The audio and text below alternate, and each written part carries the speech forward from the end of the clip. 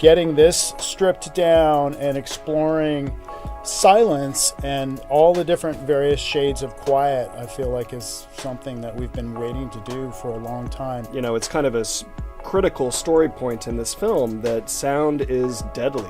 What's the right level where it reads, but they're not dead?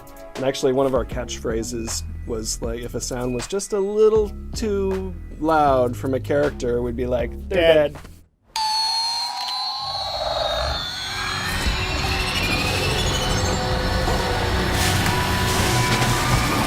In many ways, we approached this project like, you know, let's turn it all off.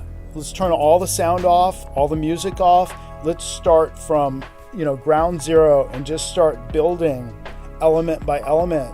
We were hoping to create an effect with this film where people would be afraid to make sounds themselves, that they'd start holding their breath and not jumping on the popcorn and become active participants like the characters in the film. One of our early ideas was creating a sonic point of view for the daughter's character, who's deaf. And Millicent Simmonds, the actress who plays her, is also deaf in real life. And we thought, well, let's, right in the beginning of the film where we go in close up to her, put the audience right in her shoes and what is her reality? What is her point of view?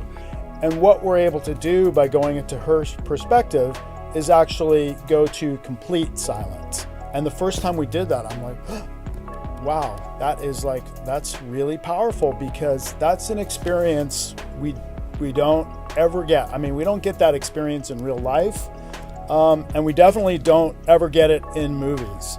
Silence is novel. It's where in the world can you go anymore where it's really quiet? So there's something really unsettling about creating this universe that is quiet.